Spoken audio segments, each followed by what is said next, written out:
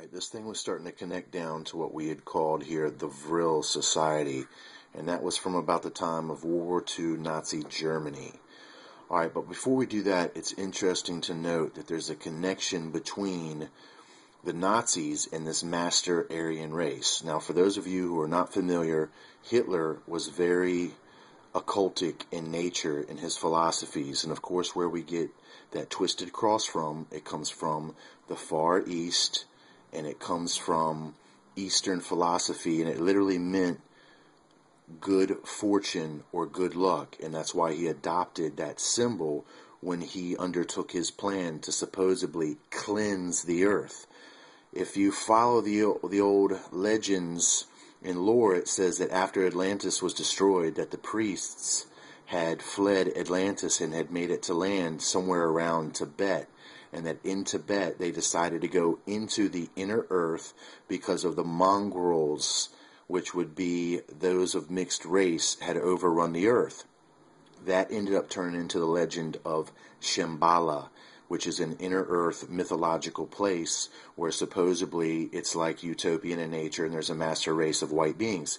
Well, check it out. Hitler actually went to Tibet looking for this master race. So one of his whole reasons for the assault on the Jewish nation was to purge the earth of, in his eyes, these mongrel races, so that these Nordics, these inner earth beings, so you're getting the connection, would come from the inner earth and rule the earth and make the earth a utopian society. Now that's the exact same that's happening with the Pleiadians. And the Pleiadians are the Nordics, and they already tell us that their leader is Ashtar, which is the same Ashtaroth from the Old Testament Bible, which are associated with the strange gods. Now I'm going to give you more connections here that are going to rock you just as these connections are rocking you now. So here we go. What can we associate the Vril Society with? Well, we can associate them with one Sir Edward Bauer, and that should be Bolwer, a book written in 1871 that is entitled The Power of the Coming Race. Now, this is translated from German, but you should still be able to search it out. And lo and behold, this book and this Sir guy, all right, all of this equates to this book being about a master Aryan race that comes from the inner earth, that is to free society and cause us to become enlightened or illuminated. Sound familiar? Sound familiar? Sound familiar with these friends from Italy? Yes, I think so. Alright, now as we go down here, their emblem is the black sun. Now we're talking about the Vril Society.